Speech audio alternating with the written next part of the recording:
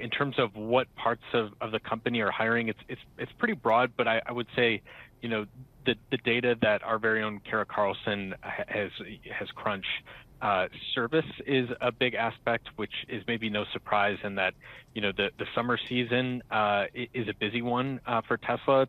People are out, driving for vacations. It's warm out, so they're running their air conditioners.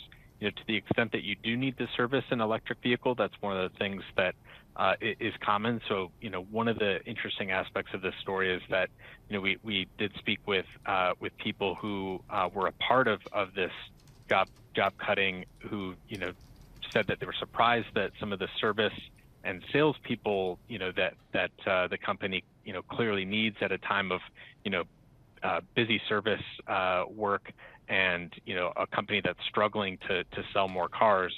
We're seeing some people being brought back there, but it is very widespread. I think notably as well, AI and robotics is definitely an area where everybody's looking at very closely because of what this sort of new priority is, or emphasis is on the part of Musk.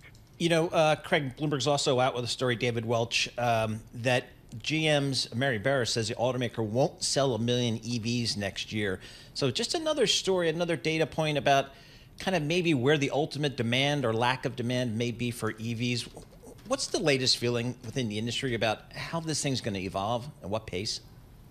Yeah, we've seen a really dramatic pullback on the part of GM and Ford in particular. I feel like, Stellantis, formerly Fiat Chrysler, they were sort of slow in the first place, making this transition, and have, not necessarily had much to pull back from. But I would not be surprised if they sort of, joined the quote unquote party in terms of, maybe dialing back sort of the ramp at which they, try to produce more electric vehicles and sell them. But it is very interesting to see, GM and Ford, really be sort of welcomed with open arms by the White House. Mary Barra being lauded by Biden as leading the EV transition. That really, ticked off Elon Musk, and helps explain why, in the last few days we've learned that he's been planning to spend quite a bit of money on, contributing to PACs to get Donald Trump reelected. Well, that was my thing, is that the Musk-Trump love affair I find to be quite interesting, because if we can just game out that the love affair is also so President Trump would be more nice to EVs, is the huge change that we're expecting with alternative energy and the IRA in a Trump administration maybe not going to happen? I mean, just look at solar stocks yesterday. They got smoked because of it, but Tesla didn't.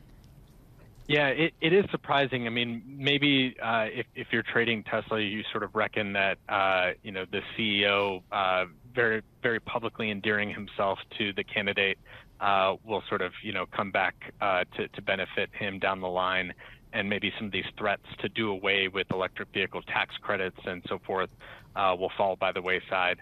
Elon even went so far, in the last day or so to sort of claim that doing away with subsidies would only help Tesla. I don't know how exactly he squares that circle, but perhaps it's a matter of Tesla is the strongest of the companies that's trying to make this work, and is furthest along, and so taking subsidies away would hurt competitors even more so than it would Tesla.